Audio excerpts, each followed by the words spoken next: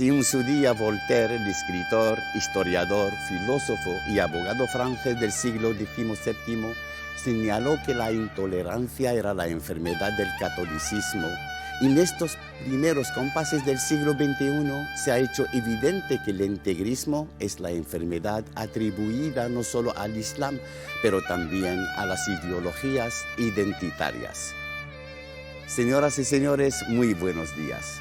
Nuestros invitados de hoy tratan de establecer la genealogía de esta infección, los agentes que la contienen, transmiten y las condiciones que históricamente la han favorecido.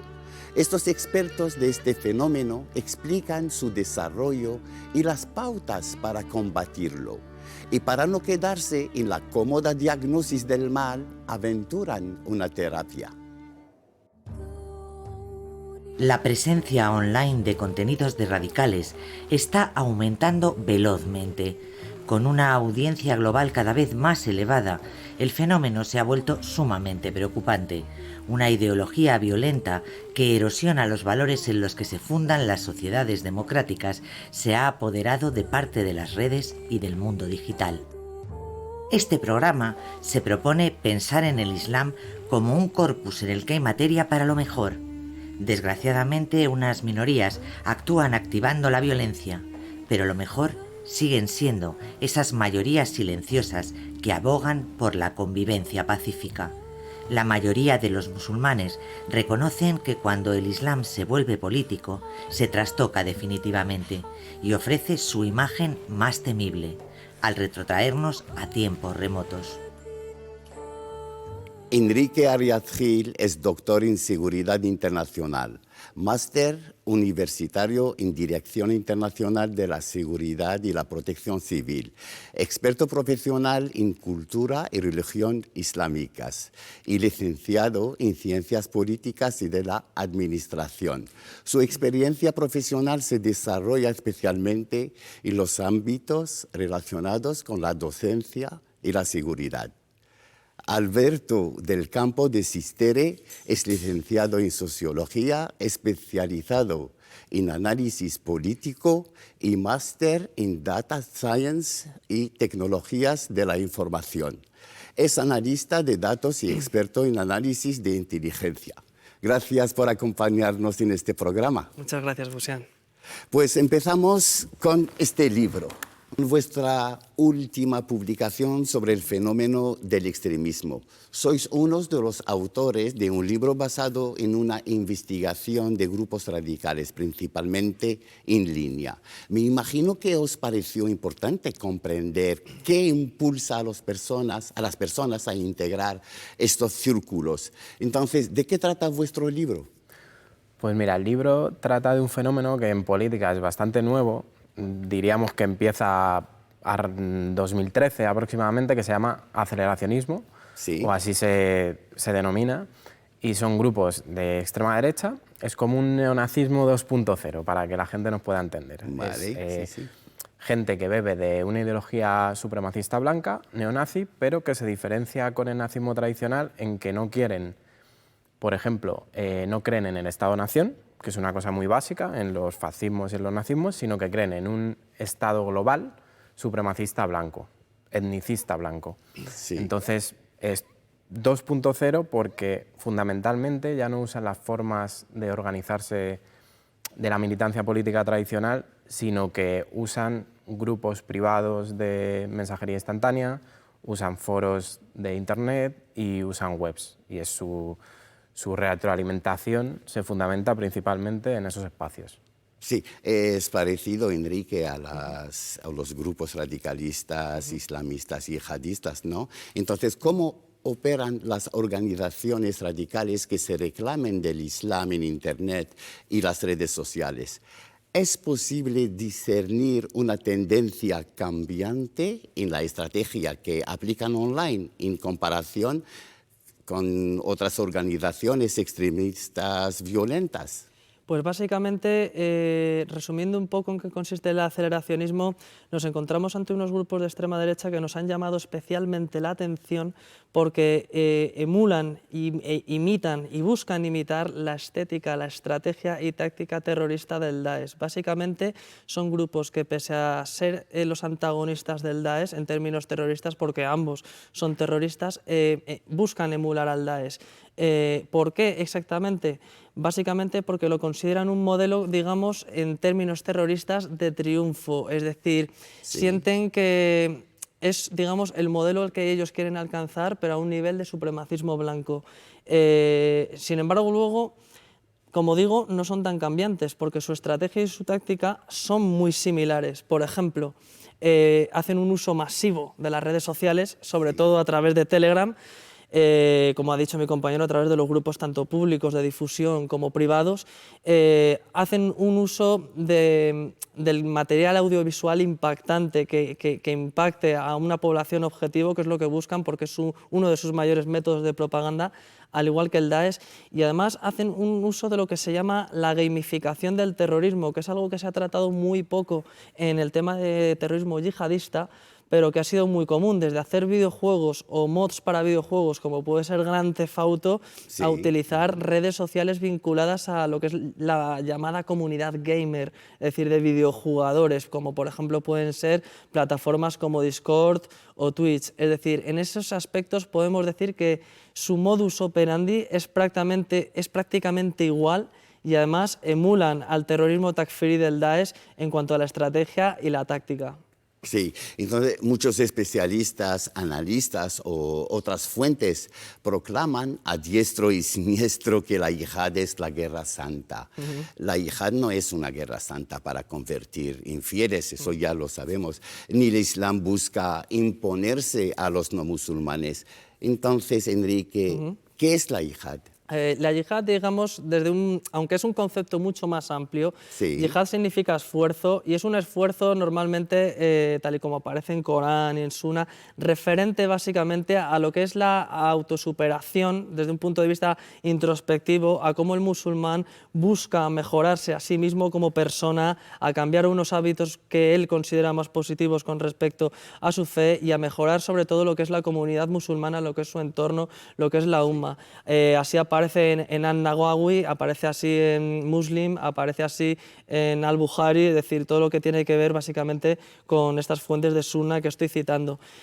También es cierto que aparece como legítima defensa desde un punto de vista evidentemente medievalista, pero sin embargo, de lo que se olvidan los takfiríes, que los terroristas, los yihadistas, los malos, básicamente es en que tanto Corán como Sunna hablan siempre, y hablamos incluso en un contexto medieval, de proporcionalidad, de justicia, de equidad, es decir, del uso de la guerra solamente en unos ámbitos muy determinados y siempre defensivos.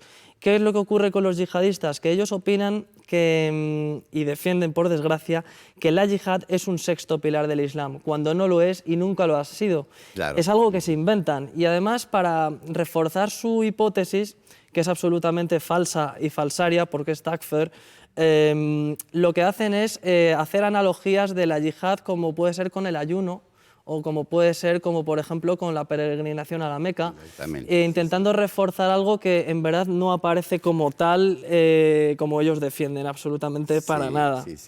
Pues, Enrique, ¿se pueden diferenciar ciertas dinámicas individuales entre los distintos grupos radicales?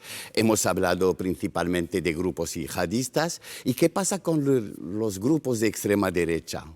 Con los grupos de extrema derecha básicamente nos encontramos a día de hoy, desde el año 2013, desde que surge el aceleracionismo como ideología terrorista, con dos grandes grupos, que serían el equivalente un poco a lo que sería en el yihadismo, haciendo una analogía a Al-Qaeda y al Daesh. Nos encontramos con Atom Waffen Division y con D-Base, ambos nacidos en Estados Unidos y ambos con proyección global, tanto en los Estados Unidos como en Europa, como en Pacífico, incluso como en Sudáfrica e incluso Latinoamérica, que se han llegado a encontrar células en Argentina y en Chile. Es decir, tenemos que tener en cuenta que nos encontramos ante una amenaza fundamentalmente global, ya no digo siquiera occidental, es decir, es un terrorismo que, al igual que el Estado Islámico, busca destruir las fronteras para construir un etnoestado de carácter supremacista blanco y cuyo caldo de cultivo es la guerra de Ucrania, de la misma forma que la guerra de Siria y la guerra de Irak fue el caldo de cultivo para el Daesh. Por tanto, las analogías que estoy diciendo son, creo, bastantes como para sospechar que esta gente está buscando el mismo camino que el Estado Islámico, y además nos encontramos ante una serie de grupos que se encuentran muy posiblemente financiados por algunos estados o por algunos grupos o redes alternativas, y de hecho en Estados Unidos han empezado a destapar en los últimos meses el origen de estas redes. Con esto nos encontramos que va a haber muy probablemente, y es uno de los escenarios, el escenario más probable de hecho que exponemos en el libro, aplicando una metodología de inteligencia y prospectiva, el escenario que estos grupos buscan es un escenario de desestabilización de la sociedad occidental, buscando un vacío de poder que luego ellos busquen rellenar a través de lo que sería su ideología o su organización en forma de un etnoestado, exactamente igual que el Daesh. Sí. Las similitudes son extensas. Sí, es muy preocupante. Exactamente. Estamos bien preparados cuando se trata de identificar y monitorear en la red a estos actores radicalizados, incluso los partidarios, ¿no?, más acérrimos del yihadismo. Sí, realmente se está bastante preparada. Hay tecnología para rastrear redes sociales, para rastrear IPs, pero también, por ejemplo, pues hay tecnología que, en aras de garantizar más privacidad, que está muy bien, pues este tipo de grupos pues utilizan, al final es un arma de doble filo, pues este tipo de grupos usan a su favor para intentar pues ser anónimos, grupos que se autodestruyen en cuanto pasan unas horas, mensajes que se autodestruyen, redes que replican la IP, la dirección en varias redes externas en otros países del mundo para no ser detectados, pero cada vez más pues las fuerzas y cuerpos de seguridad del Estado de todos los sitios usan medios sobre todo digitales e incluso medios humanos tradicionales para detectar a estas personas. Estos grupos juegan mucho con la imagen y tienen muy idealizada la imagen del lobo solitario, porque ellos piensan que además es mucho más difícil de detectar una persona que está sola en su casa, radicalizándose, autoformándose, aprendiendo cómo hacer un explosivo, radicalizándose ideológicamente con otra persona que está a 1000 kilómetros pero que piensa igual que ella. Piensan que es más fácil hacerlo así, hacerlo individualmente, con esa dinámica individual, que, por ejemplo, de forma organizada. Es como una especie de un concepto de guerra de todo el pueblo o guerra de resistencia que no tiene ninguna jerarquía ni está organizada como tal, pero esperan que haya pues cada vez más personas que respondan a eso y vayan haciendo atentados terroristas o acciones individuales. Como apunte, por ejemplo, Enrique ha nombrado The Base. The Base significa Al-Qaeda, pero en inglés. Sí, en inglés, claro. Sí. El nombre no está casual. elegido al azar. Está puesto con un propósito concreto. Pues la tecnología puede usarse de muchas formas para contrarrestar el extremismo en general, facilitando la investigación que nos permita comprender mejor las estrategias de los grupos extremistas. Y este es el objetivo perseguido por nuestros invitados a través de su libro. Este ensayo colectivo se presenta como una de las oportunidades más claras que conecta a la sociedad civil y le permite compartir conocimientos y ideas para luchar contra el extremismo. En muchos aspectos veo esto como una de las formas más claras en que una publicación nos explique cómo la tecnología puede ser aprovechada para el bien. Los grupos extremistas son expertos en crear contraculturas virtuales y depende de nosotros crear movimientos igualmente convincentes que expresen nuestros valores compartidos y disipen la retórica del odio. Enrique, Alberto, ha sido un auténtico placer conversar con vosotros y gracias por haber aceptado nuestra invitación. Muchas gracias, el placer es nuestro. Muchísimas gracias por la invitación.